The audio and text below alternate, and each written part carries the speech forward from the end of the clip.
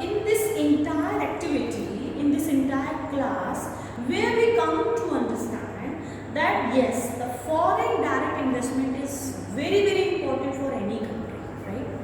Even every state, either it is UP or other state, is developing, and they are attracting investors, foreign investors, to come and invest. Why?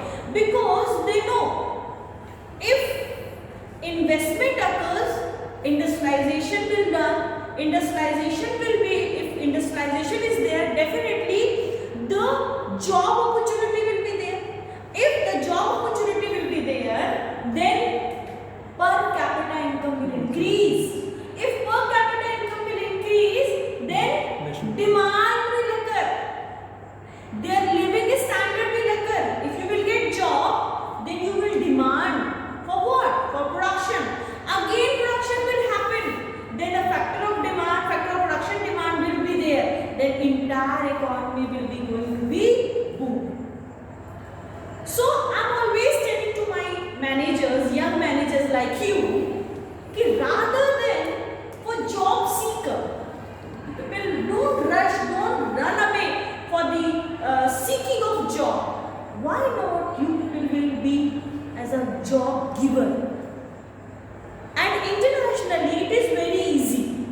If you want to operate your business internationally, it's now very easy, very lenient. Government has given so many facilities to the young managers, young person to develop their own business. So make yourself employable. That's why employability cell is there. That's why we are talking about the Skill India. India is having the largest youth. So think where you are good.